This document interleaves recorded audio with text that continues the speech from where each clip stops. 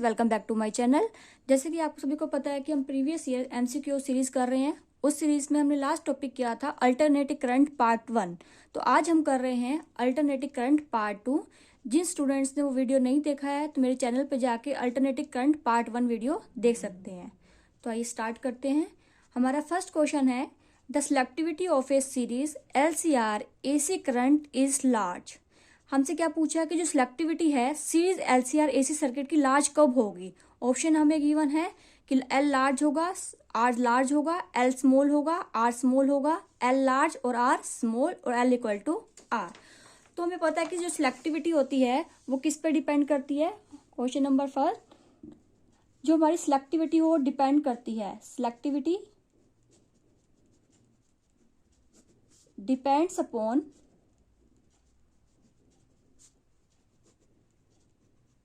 Quality factor.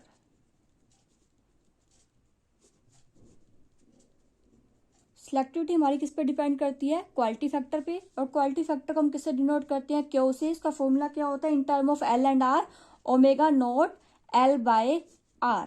अब हमें क्या कह रहा है कि सिलेक्टिविटी कैसे डिपेंड कर रही है, जब हमारा क्या है R स्मॉल होना चाहिए और L क्या होना चाहिए, लार्ज होना चाहिए। तो सिलेक्टिविटी क्या होगी हमारी, क्वालिटी फैक्टर इंक्रीज हो जाएगा। क्वालिटी फैक्टर इंक्रीज होगा तो सिलेक्टिविटी हमारी क्या हो जाएगी, इंक्रीज होगी, क्योंकि सिलेक्टिविटी किस पे डिपेंड कर रही है, क्वालिटी फैक्टर पे।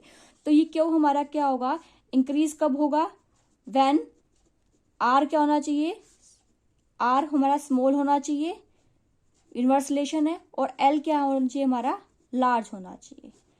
तो हमारा क्यों क्या होगा, इंक्रीज होगा, और सिलेक्टिविटी भी क्या हो जाएगी, इंक्रीज हो जाएगी। तो ऑप्शन चेक करते हैं जिसमें हमारा R स्मॉल होना चाहिए और L क्या होना चाहिए, लार्ज। L लार्ज है, R भी लार्ज है, लेकिन R हमारा क्या होना चाहिए था, स्मॉल। L स्मॉल, R भी स्मॉल, ये भी गलत है। L large and R is small. तो ऑप्शन सी क्या हो जाएगा हमारा राइट आंसर। L लार्ज होना चाहिए और R क्या होना चाहिए, स्मॉल होना चाहिए। Now question number 2, a 300 ohm resistor and a capacitor of 25 by pi microfarad are connected in series to a 200 volt 50 hertz AC source. The current in the circuit is, हमसे current पूछा है, क्या क्या given, हमें resistor given है, capacitor given है, हमें और क्या गिवन है, वोल्टेज गिवन है और फ्रिक्वेंसी भी गिवन है। हमें करंट फाइंड आउट करना है। तो आइए सॉल्व करते हैं इसको। क्वेश्चन नंबर 2, R और सीरीज सी हमारे क्या है, R इन सीरीज कॉम्बिनेशन में गिवन है हमें, सीरीज कॉम्बिनेशन। R हमें कितना गिवन है, 300 ओम। C हमें कितना गिवन है, 25 बाय पाई माइक्रोफैराड। हमें फाइंड आउट क्या करना है, I फाइंड आउट करना है। और I का फॉर्मूला क्या होता है, I equal to V by R होता है, लेकिन हमारे पास सीरीज कॉम्बिनेशन है तो हमारे पास R की जगह क्या लिखेंगे हम, impedance I equal to V by Z। और Z कैसे फाइंड आउट करते हैं हम, Z कैसे फाइंड आउट करते हैं, फॉर्मूला है हमारे पास R का स्क्वायर प्लस में C के लिए हम क्या यूज करते हैं, कैपेसिटिव रिएक्टेंस XC का स्क्वायर। अब हमें यहाँ पे क्या है, XC गिवन नहीं है, हमें क्या गिवन है, यहाँ पे फ्रिक्वेंसी गिवन है। कितनी गिवन थी, 50 हर्ट्ज। तो हम इजिली XC पहले फाइंड आउट कर सकते हैं। तो हम क्या फाइंड आउट करेंगे, सबसे पहले फाइंड XC। XC कैसे फाइंड आउट करते हैं हम, 1 अपॉन में 2 पाई F इंटू में C। 1 अपॉन में 2 पाई, F की वैल्यू में कितनी है, 50 गिवन है, और C की वैल्यू कितनी गिवन है, 25 बाय पाई माइक्रोफैराड में गिवन है। तो क्या हो जाएगा, 10 की पावर -6 फैराड हो जाएगा। इसको सोल्व करते हैं। 1 अपॉन में 2 इंटू 5 100, पाई से पाई हमारा कैंसिल आउट हो जाएगा। 100 इंटू 25 और 10 की पावर 6 ऊपर चला जाएगा तो पॉजिटिव हो जाएगा। 10 की पावर 6 है, यहाँ पे क्या है 10 की पावर 2, तो क्या बच जाएगा हमारे पास 10 की पावर 4। 10 की पावर 4 डिवाइड बाय 25, यानी 1 2 3 4 0 हो जाएगी, डिवाइड बाय 25 कितना आ गया, 400। क्या वैल्यू आ गई हमारे पास, तो XC हमने फाइंड आउट कर लिया है 400। अब हमें क्या फाइंड आउट करना था, Z की वैल्यू कहाँ से आ जाएगी, Z हमारा आ जाएगा जब इसे पुट करेंगे XC की वैल्यू, R स्क्वायर, R हमें कितना गिवन था 300, 300 का स्क्वायर प्लस में एक्स में कितना फाइंड आउट किया 400 का स्क्वायर, कितना हो जाएगा ये 300। हमारी एक्स की वैल्यू कितनी आ गई 400। अब हमें क्या फाइंड आउट करना था जेड, जेड हमारे पास फॉर्मूला हमने लिख ही लिया था। तो हम क्या कर रहे हैं भाई आर की वैल्यू और एक्स की वैल्यू पुट करनी है। एक्स हमने यहाँ पे फाइंड आउट कर लिया है, आर की वैल्यू कितनी है 300 का स्क्वायर प्लस में एक्स कितना है 400 का स्क्वायर, 4 4 जा 16, कितना आ जाएगा हमारा ये 500 ओम। यानी हमारे पास जेड की वैल्यू कितनी आ गई 500 ओम।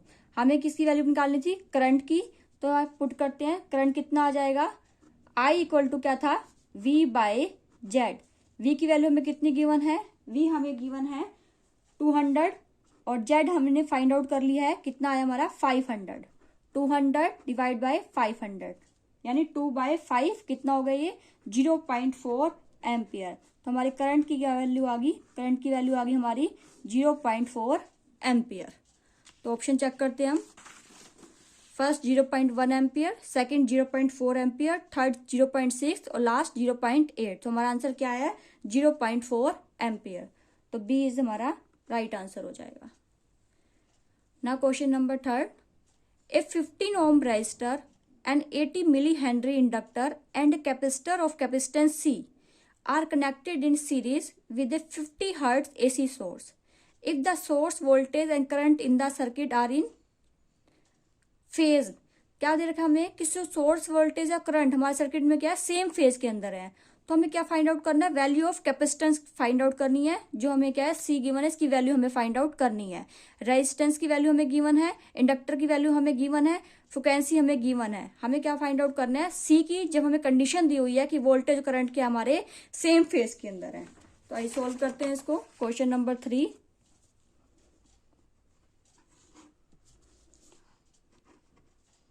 आर हमारा है 15 ओम, एल हमें गिवन है 80 मिली हेनरी, कैपेसिटेंस हमें सी फाइंड आउट करना है, कैपेसिटेंस सी ये हमें फाइंड आउट करना है। फ्रिक्वेंसी हमें गिवन है 50 हर्ट्ज। क्या दिया हुआ है current and voltage are in same phase. जब करंट और वोल्टेज हमारा सेम फेज में होते हैं देन एक्सएल हमारा किसके इक्वल होता है एक्स सी के इक्वल हो जाता है। तो एक्सएल का फॉर्मूला क्या है हमारे पास 2πfl और एक्ससी का क्या होता है 1/2πf इंटू में सी। हमें क्या चाहिए ये सी ही चाहिए, सी को इधर ले गए हम और ये सारी क्वांटिटी नीचे आ जाएंगे तो क्या आ जाएगा 2 2 4 pi square F square into में एल। सारी वैल्यू हमें गिवन है, पुट कर देते हैं हम इसके अंदर। 1/4 पाई की वैल्यू कितनी होगी 3.14 का स्क्वायर, एफ हमें 50 गिवन है 50 हर्ट्ज का स्क्वायर और इंडक्टर की वैल्यू गिवन है 80 मिली हेनरी। इसको हम कन्वर्ट करेंगे तो क्या आ जाएगा 80 इंटू 10⁻³ हेनरी। इसको जब हम सोल्व करेंगे तो हमारे पास वैल्यू आती है 1.27 इंटू 10⁻⁴ फराड, या फिर इसको हम लिख सकते हैं 127 माइक्रोफराड। 10⁻⁴ यहाँ पे था 2 यहाँ से आ जाएंगे 0, कितना हो जाएगा 10⁻⁻6 फराड, उसको हम क्या लिख सकते हैं माइक्रोफराड। तो यानी हमारे पास कैपेसिटेंस सी की वैल्यू आ गई 127 माइक्रोफराड। ऑप्शन चेक करते हैं, फर्स्ट है 100, सेकंड है 127, थर्ड 142 और लास्ट है 160। तो हमारा कितनी आ रही है वैल्यू, हमारी वैल्यू आ रही है 127। तो ऑप्शन बी इज हमारा क्या हो जाएगा right answer. Now question number third हमारा हो गया। क्वेश्चन नंबर 4 करेंगे। क्वेश्चन नंबर 4 क्या कह रहे हैं हमारा, the power factor of series LCR circuit at resonance will be. Power factor हमसे पूछा है सीरीज एलसीआर सर्किट का एट रेजोनेंस, रेजोनेंस कंडीशन पे हमसे पावर फैक्टर पूछा है। अब रेजोनेंस जब हमारी कंडीशन होती है तो हमारा क्या होता है रेजोनेंस पे हमेशा सर्किट हमारा कैसे बिहेव करता है, प्योर रेजिस्टिव सर्किट बिहेव करता है, और एक्सएल और एक्सी क्या हो जाते हैं, इक्वल। तो हमारा सर्किट कैसा बन गया, एलसीआर की जगह हमारा क्या बन जाएगा, ये एट रेजोनेंस पे एट रेजिस्टिव सर्किट, मतलब सिर्फ प्योर रेजिस्टेंस ही होगा वहां पे।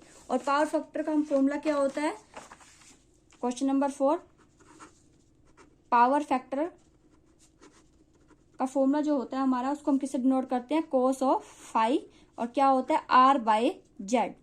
जेड हमारा क्या होता है, इम्पिडेंस ऑफ सर्किट। लेकिन हमारे पास यहाँ पे क्या है, सर्किट हमारा कैसे होगा, एट रेजोनेंस पे हमारा रेजिस्टिव सर्किट बन गया, तो आर बाय आर, जेड भी किस इक्वल हो जाएगा, आर, और हमारा पावर फैक्टर कितना आ जाएगा, 1, क्योंकि हमें पता भी है कि प्योर रेजिस्टिव सर्किट का पावर फैक्टर कितना होता है, 1, और यहाँ से हमने फॉर्मूले से फाइंड आउट भी कर लिया, कितना आ गया, 1। तो हमारा कितना आ जाएगा आंसर, 1। ऑप्शन चेक करते हैं, फर्स्ट ऑप्शन है हमारा 1, सेकंड 0, थर्ड हाफ, और डी 1/√2। तो हमारा आंसर क्या हो जाएगा, option A, that is 1। Now question number 5, when an alternating voltage E equal to E0 sine omega T is applied to a circuit, a current I equal to I0 sine omega T plus π/2 flows through it, the average power dissipated in the circuit is. हमें alternative voltage given है, circuit के अंदर current भी given है, तो हमसे क्या पूछा हुआ है, average power dissipated in the circuit हमें पूछी हुई है। ऑप्शन हमें गिवन है क्वेश्चन नंबर 5, एवरेज पावर पूछी हुई है, ई हमें कितना गिवन है, E equal to E0 sine omega T हमें गिवन है, और आई कितना गिवन है, I equal to I0 sine omega T plus में π/2, यानी कितना फेज डिफरेंस हो गया दोनों के बीच में, π/2 का। और जो एवरेज पावर होती है उसका फॉर्मूला क्या होता है, एवरेज पावर, एवरेज पावर का हमारा फॉर्मूला होता है E0 I0 divide by 2 cos of phi. तो यहाँ हमारे पास क्या हो जाएगा, E0 I0/2 cos of π/2। Phi की वैल्यू हमारे पास क्या आ रही है, फेज डिफरेंस कितना आ रहा है, π/2 का। तो इट मीन्स क्या हो जाएगा, कोस π/2 क्या होता है, 0। तो हमारा पूरा फैक्टर क्या बन जाएगा, ये 0। तो एवरेज पावर कितनी आ गई हमारी, 0। आइए ऑप्शन चेक करते हैं, ERMS इंटू RMS नहीं, E0 I0 नहीं, E0 I0/√2 ये भी रॉन्ग ऑप्शन है। तो ऑप्शन डी हमारा क्या है, 0। तो हमारा राइट आंसर क्या आएगा, option D, that is 0। Now question number 6, question number 6 हमारा क्या कह रहा है, the core of a transformer is laminated to reduce the effect of. जो हमारे पास ट्रांसफॉर्मर होता है उसके कोर को हम लैमिनेट करते हैं, कौन से इफेक्ट को रिड्यूस करने के लिए, flux leakage, copper loss, hysteresis loss और एडी करंट। हमें पता है कि हम किस लिए लैमिनेट करते हैं, एडी करंट को रिड्यूस करने के लिए। तो ऑप्शन डी क्या हो जाएगा हमारा राइट आंसर होगा। ना question number 7, an iron cored coil is connected in series with an electric bulb. ये हमारी क्या है, एक आयरन कोर्ड कोयल है जिसको हमने किससे कनेक्ट कर सकते हैं, बल्ब के साथ कनेक्ट कर दिया है विद AC सोर्स के साथ। When iron piece is taken out of the coil, इस कोयल से हमने आयरन पीस को क्या कर दिया, बाहर निकाल लिया। तो हमसे पूछा है कि जो ब्राइटनेस है बल्ब की, क्योंकि दोनों सीरीज में कनेक्ट हो रखे हैं, तो जो ब्राइटनेस है बल्ब की उस पर क्या इफेक्ट पड़ेगा, इंक्रीज होगी, डिक्रीज होगी, सेम रहेगी या फ्लक्चुएट होएगी। तो हमें पता है कि जब आयरन कोयल को हमने कनेक्ट कर रखा है सीरीज के अंदर, जैसे इसमें अंदर करंट पास होगा तो क्या हो जाएगा, मैग्नेटिक फील्ड प्रोड्यूस होगी। मैग्नेटिक फील्ड प्रोड्यूस होने से क्या करेगा, ये करंट का अपोज करेगा। लेकिन जो आयरन कोयल को जब हम रिमूव कर देंगे, यहां से हमने क्या किया, आयरन कोयल को रिमूव कर दिया, तो क्या हो जाएगा, आयरन कोयल को रिमूव करने से, आयरन का पीस हमने रिमूव करने से क्या हो जाएगा, सेल्फ इंडक्टेंस क्या हो जाएगा, कोयल की डिक्रीज हो जाएगी। सेल्फ इंडक्टेंस डिक्रीज होगी तो उसका मतलब क्या होगा, हमारे पास करंट क्या हो जाएगा, इंक्रीज। क्योंकि जो हमारे पास सेल्फ इंडक्टेंस होती है वो डायरेक्टली प्रोपोर्शनल किसकी होती है, मैग्नेटिक फ्लक्स के, और इनवर्सली प्रोपोर्शनल किसकी होती है, करंट के। अगर सेल्फ इंडक्टेंस हमारी क्या हो रही है, डिक्रीज हो रही है, तो इसमें हमारा करंट क्या हो जाएगा, इंक्रीज। ऑब्वियसली बात है, जब इसमें से आयरन पीस निकाल लेंगे तो सेल्फ इंडक्टेंस ऑब्वियसली क्या हो जाएगी, डिक्रीज हो जाएगी, क्योंकि मैग्नेटिक फ्लक्स भी डिक्रीज हो जाएगी। मैग्नेटिक फ्लक्स डिक्रीज होंगी तो हमारे पास क्या हो जाएगा, सेल्फ इंडक्टेंस भी डिक्रीज हो जाएगी, और हमारा करंट क्या हो जाएगा, इंक्रीज हो जाएगा। तो हमारे पास ऑप्शन क्या आ जाएगा, ऑप्शन बी हमारा क्या होगा right answer, that is increase. Now move on question number 8।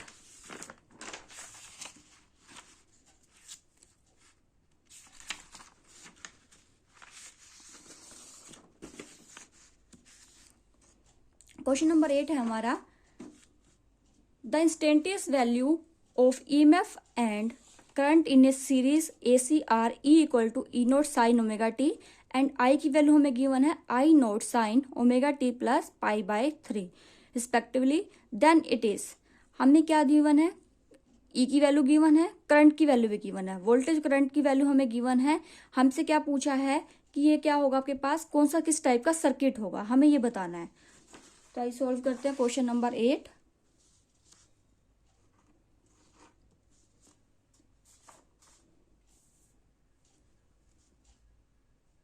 हमें पता है कि जो करंट है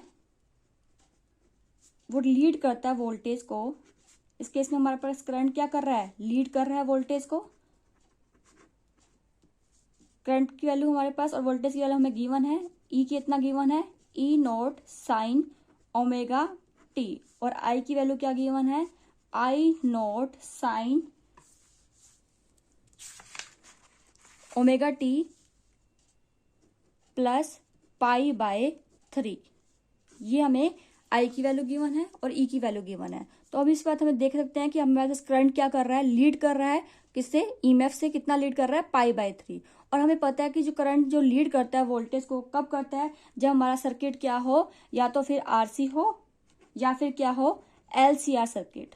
क्योंकि इंडक्टर में हमारे पास क्या होता है, खाली इंडक्टर में करंट क्या करता है, लैग करता है।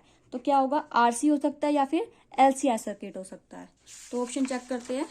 Question number 8, necessary RL circuit, नहीं, जरूरी नहीं है कि RL सर्किट ही हो। नेसेसरी है LCR सर्किट, नहीं, ये भी जरूरी नहीं है। नेसेसरी है RC सर्किट, नहीं।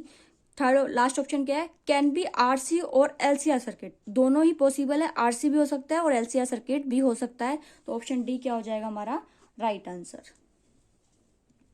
Now question number 9, a 20 volt AC is applied to a circuit consisting of a resistance and a coil with negligible resistance. If the voltage across the resistance is 12 volt, the voltage across the coil is, हमें क्या given है, 20 volt AC apply की हमने circuit के अंदर, of a resistance and coil with negligible resistance, जो coil का resistance है वो नेग्लिजिबल ले रखा है हमने। वोल्टेज अक्रॉस द रेजिस्टेंस के अक्रॉस वोल्टेज हमें गिवन है 12 वोल्ट। हमें वोल्टेज कहाँ फाइंड आउट करनी है, across the coil. Question number 9, क्या क्या गिवन है हमें, ये हमारा हो गया कोयल और रेजिस्टेंस, दो चीजें रखें। ये हमने रेजिस्टेंस बनाया पहले, फिर हमने लगा दिए कोयल, सीरीज में कनेक्ट हैं दोनों। किसके साथ कनेक्ट कर रखे हैं, AC सोर्स, वोल्टेज कितनी गिवन है, 20 वोल्ट। यहाँ पे हमारा क्या हो जाएगा, वोल्टेज के क्रॉस वोल्टेज कितनी होगी हमारी VR, इसके अक्रॉस VL। ये हमें VL क्या करनी है, फाइंड आउट करनी है। जो VR होता है उसको हम कैसे क्या बोलते हैं, effective voltage. Effective voltage across R, और इसका फॉर्मूला क्या होता है, V equal to I effective into R। Similarly VL क्या होता है, इफेक्टिव वोल्टेज अक्रॉस L के अक्रॉस हो जाएगी। वो ये R के अक्रॉस थी और ये क्या हो जाएगी, L के अक्रॉस हो जाएगी। तो हमारे पास रिजल्टेंट V क्या होता है, V इक्वल टू VR का स्क्वायर प्लस में VL का स्क्वायर। V हमें कितना गिवन है, 20 इक्वल टू VR कितना गिवन है हमें, VR की वैल्यू हमें गिवन है डेट इज 12 वोल्ट। ये हमें कितना गिवन है, 12 वोल्ट। और VL हमें क्या करना है, फाइंड आउट करना है। तो स्क्वायर रूट हटाएंगे तो यहाँ क्या आ जाएगा, 400 144 प्लस में VL का स्क्वायर। तो यहाँ से हमें क्या चाहिए, VL चाहिए। VL क्या आ जाएगा, 400 माइनस 144, कितना आ जाएगा ये, 400 में से 144 गए 256, कितना हो जाएगा 256 का स्क्वायर रूट, 16 वोल्ट। क्या आ जाएगा हमारा आंसर, 16 वोल्ट। ऑप्शन चेक करते हैं। Question number 9, 16 volt, first option ही दे रखा हमें 16 वोल्ट, सेकंड दे रखा 10, थर्ड 8 और नेक्स्ट दे रखा लास्ट हमें 6 वोल्ट। तो हमारा आंसर क्या आ जाएगा, option A is the right answer, 16 volt. Now question number 10, that is the last question. An alternating voltage source of variable angular frequency omega and fixed amplitude V is connected in series with a capacitance C and electric bulb of resistance R, inductance उसका 0 है। When omega is increase, हमें एक alternative voltage source दे रखा है जिसकी angular frequency omega है, fixed amplitude है V, कैसे कनेक्ट कर रखा है, सीरीज में विद कैपेसिटेंस C के साथ, एंड इलेक्ट्रिक बल्ब और रेजिस्टेंस R। हमसे क्या पूछा कि जब हम ओमेगा इंक्रीज करते हैं तो बल्ब पे क्या इफेक्ट पड़ेगा, कि डिमर होगा, ब्राइटर होगा, फ्लक्चुएट करेगा। ऑप्शन हमें गिवन है, तो क्वेश्चन नंबर 10 सॉल्व करते हैं। हमें क्या पूछा है, ओमेगा को हम क्या करते हैं, इंक्रीज करते हैं, तब पूछा हुआ है। तो हमारे पास एक्सी क्या होता है, 1/2πfc होता है, या एक्सी को हम क्या लिख सकते हैं, 1/ओमेगा c।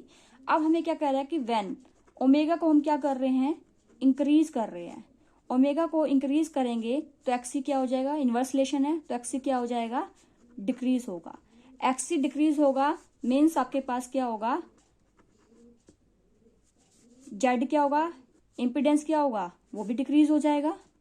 इम्पिडेंस डिक्रीज होने से करंट हमारा क्या होता है, इंक्रीज होता है, क्योंकि करंट क्या होता है, इनवर्स रिलेशन होता है आपके पास, I = V/Z। तो यानी आपके पास क्या है, जेड आपके पास डिक्रीज हो रहा है तो करंट क्या कर रहा है, इंक्रीज कर रहा है। करंट इंक्रीज करेगा मीन्स आपके पास क्या होगा, बल्ब क्या करेगा, बल्ब विल ग्लो ब्राइटर।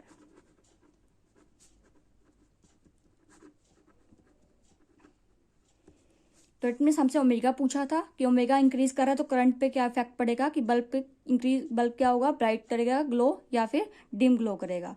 तो ओमेगा इंक्रीज करने से हमारे पास क्या होगा, एक्सी डिक्रीज हो जाएगा। एक्सी डिक्रीज होने से इंपीडेंस क्या हो जाता है, हमारा डिक्रीज होता है। जेड डिक्रीज हुआ तो हमारे पास करंट क्या हो गया, इंक्रीज, और करंट इंक्रीज करने से हमारा बल्ब क्या करेगा, ग्लो करेगा, ब्राइटर।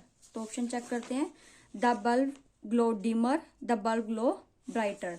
तो ऑप्शन बी क्या हो जाएगा हमारा राइट आंसर, कि बल्ब क्या करेगा, ग्लो ब्राइटर। थर्ड ऑप्शन है, net impedance of the circuit remains unchanged और total impedance of circuit increase. तो हमारा ऑप्शन क्या हो जाएगा, ऑप्शन बी इज हमारा क्या हो गया राइट आंसर।